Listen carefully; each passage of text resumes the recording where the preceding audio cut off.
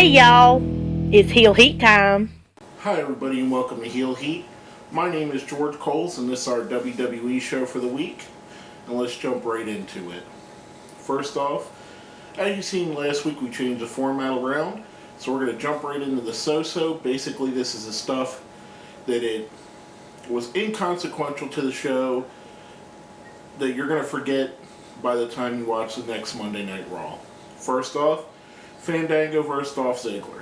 Ziggler picked up a very rare win as of recently, but the match itself and the fanfare, it just, to me, the match, it didn't feel like nothing. It feels like they've de-pushed Dolph Ziggler enough that I don't really even care when he wins now because it's not ever going to go anywhere. And that's why it ends up in this category. Next up in this category, we have Tons of Funk versus Ryback and Curtis Axel. Now, I thought Tons of Funk broke up at the pay-per-view. But they decided to do this. You know, Tensai walked away, the Funkadactyls walked away, left Brodus alone. They decided to do this tag match. Brodus leaves him hanging, turns on him. The one shining thing of it is that we're going to get to see Brodus Clay as a monster heel that I think he's meant to be. I mean, he's got size and mobility. It's been shown. I thought when he was the muscle for Alberto Del Rio, it was a great role for him. And then I did like, you know, it was interesting when they brought him back as a dancing guy. He has charisma. I think this role is going to fit him better. I would have liked to see both of the Tons of Funk turn heel and maybe go like a Twin Towers type team or a Natural Disasters type team where they're just massive and they're heels and it's going to be hard to beat them. We'll talk about that a little bit later as to why. Ryback, two guys that are floundering pretty badly, and I think if they don't catch on soon, they're going to be in the Future Endeavor line. Now, Future Endeavors is something that makes us think bad thoughts, which is why we're going to segue that into the bad parts of the show. The opening thing with everybody on the ramp, them giving Orton a thing, is okay. It's not much different than what they normally do. The problem I had with it was John Cena coming out and cutting a promo for Daniel Bryan. Why do we have to have Big Brother John Cena sticking up for Little Brother Daniel Bryan, which is what it's coming off as? Daniel Bryan could have easily grabbed a microphone and made the challenge himself. I'm just saying. I think they are going to go somewhere with the Cena-Bryan thing. I think it's going to develop into a rivalry. But for now, to me, it just cheapens Daniel Bryan. I think he doesn't need the Big Brother looking after him. And I'm sorry, folks, I'm working with a little bit of a sore throat, so you are going to see me take a little bit of sips of some tea while I'm doing this just to keep my throat ready and able to do the show.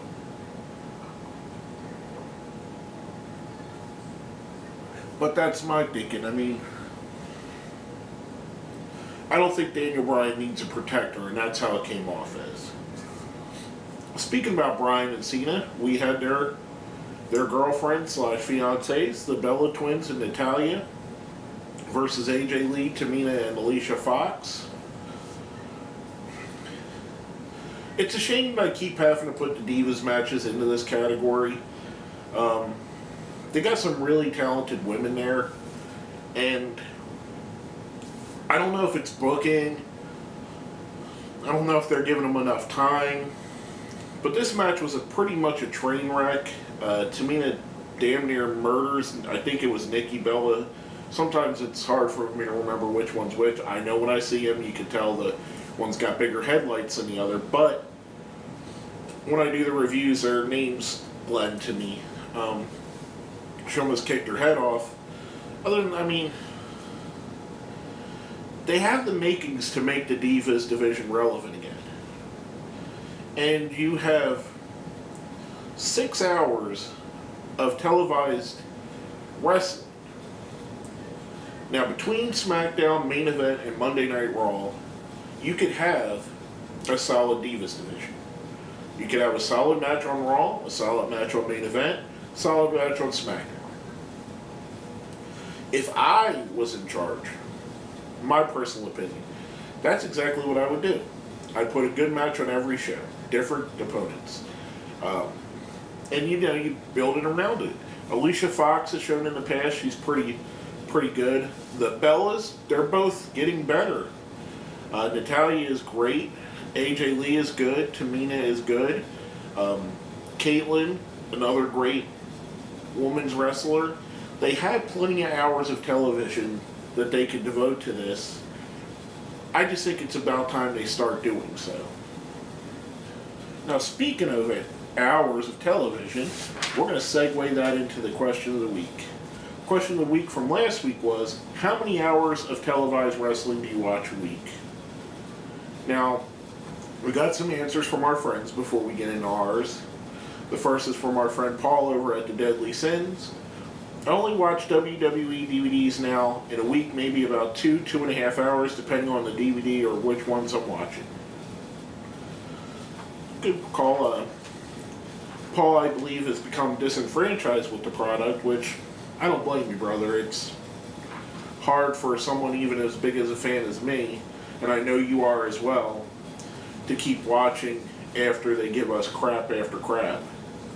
Now, the next is from our friend Lord Bogglesworth.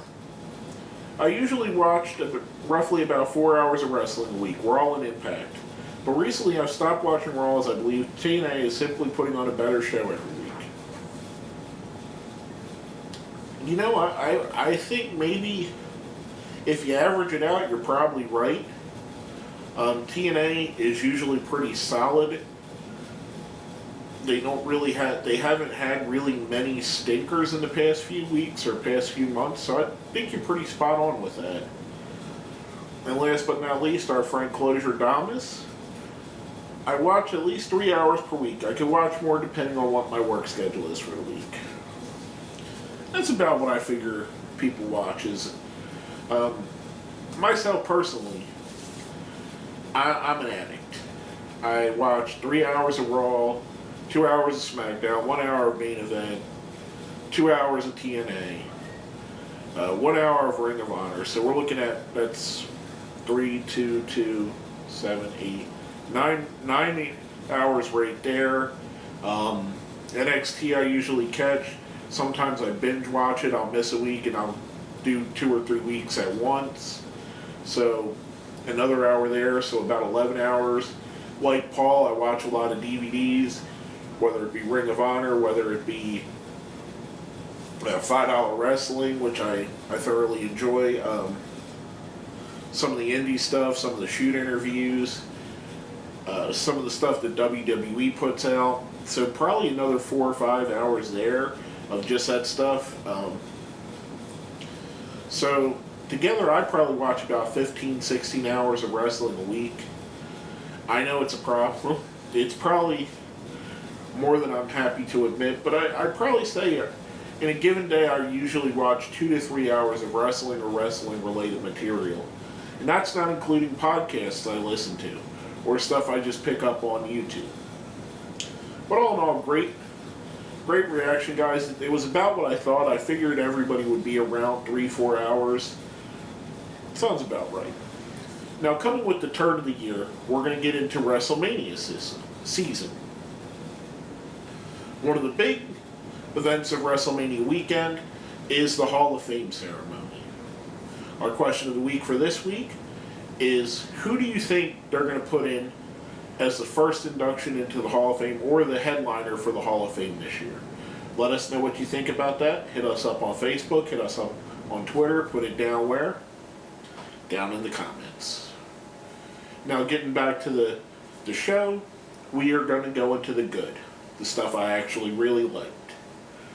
The Rhodes Brothers versus the Big Show and Rey Mysterio. I so badly want to rip apart Rey Mysterio and Big Show as a team. Two guys that are probably on the tail end of their career, that are nowhere near as good as they were in their prime, especially Rey Mysterio. Rey Mysterio at one time was one of the most awe-inspiring wrestlers in the world. Now he's a shell of his former self. Big Show fluctuates back and forth, but I think he's not as good as he once was. They've changed his character so many times that I've just lost interest in it, to be honest. However, as a team, I thought they worked really well together. And I like what's starting to build with the tag team division. I know Vince McMahon is more of a fan of teams like this and the Rhodes brothers that are just put together. They're not made for the long run, like some teams like the Usos are. The logic behind that is if you got two stars, Rey Mysterio and Big Show, you put them together as a team. Let's say Big Show breaks his arm and he has to be out 4 months. Well, Rey Mysterio is already a star. He could go and do singles wrestling. If Jimmy Uso breaks his arm, Jey Uso looks silly doing singles wrestling. And that's why they do more of that. However, I think the division is rounding out really well. I was surprised that Rey and Show got the win. I'd be surprised if they get the tag titles. I think there's some other more deserving teams on the horizon. But the competitiveness and the fact, I enjoy them as a team. I think they're a team that can help build other teams. And that's what I believe they're actually there for. But I thought this was a really good match. I really enjoyed it. And I'm a fan of tag team wrestling. Don't get me wrong. I like tag team wrestling sometimes even more than the main event wrestling. And when you got great, exciting teams, which are starting to build up, when you got the Rhodes Brothers, the Real Americans, the Usos, the Primetime Players, Rey and Big Show, Mark Henry and Big E Langston, which we're going to talk about in a minute. Even teams like the Los Matadors, the Ryback and Curtis Axel. I mean, you got a deep division coming up, and it's only going to make it better. I think in the boom period in the 1980s, that was one of the things that really drew people in, including myself. I was drawn to teams like the Hart Foundation, the Killer Bees, Strike Force, Demolition, Powers of Pain, Legion of Doom. I mean, just WWE, I'm saying.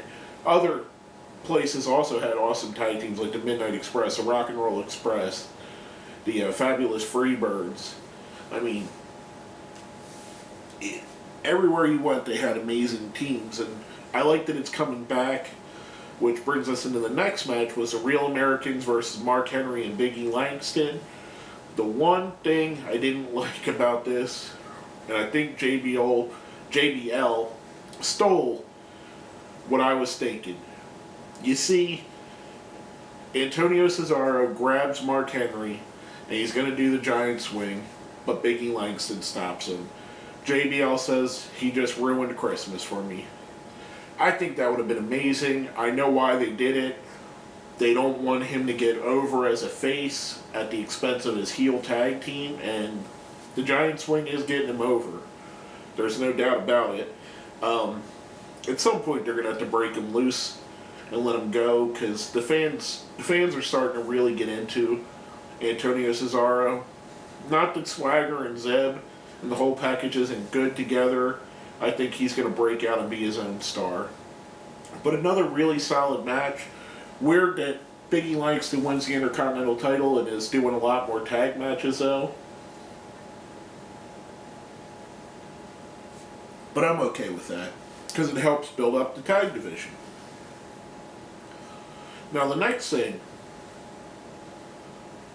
probably one of the highlights of my night, and maybe a foreshadowing of things to come, CM Punk and Shawn Michaels face-to-face, standing off at each other, Punk calling out the Authority, getting Michaels instead, giving him a free pass for super kicking him.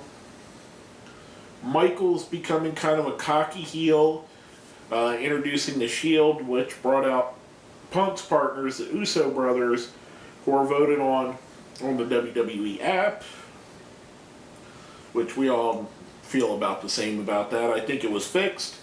I think Los Matadors should have won. personally. Just because it would have been a funnier thing for me. Really great match, Punk and the Usos versus Shield. The Shield looks strong, looks like coming off the loss at the pay-per-view, they look like a unit again and look stronger, so it's going to be a slow burn for the Shield to break up. It's going to be little things here and there that are going to tease the breakup until they actually do. Another awesome match. Like I said, one of the highlights of my night.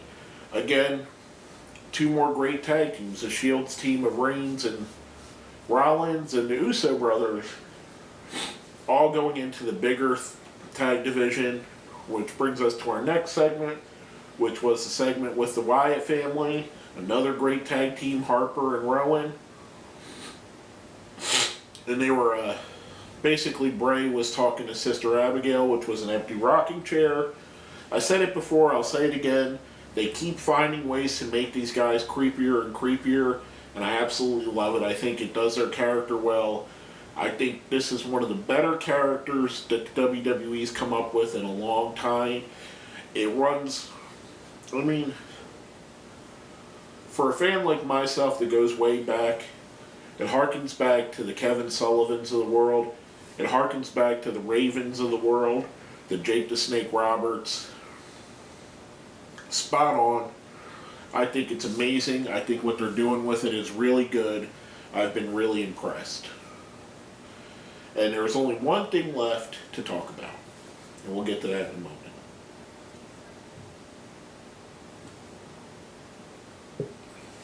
The main event of the night, Randy Orton versus Daniel Bryan. Out of all the matches they had this year, I think this was the best one. I enjoyed this thoroughly.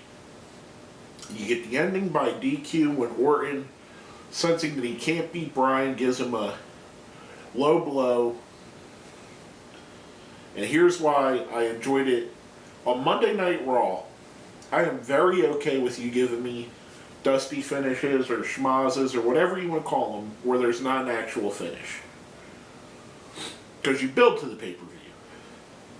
They did this on pay-per-view, it would have ruined the match.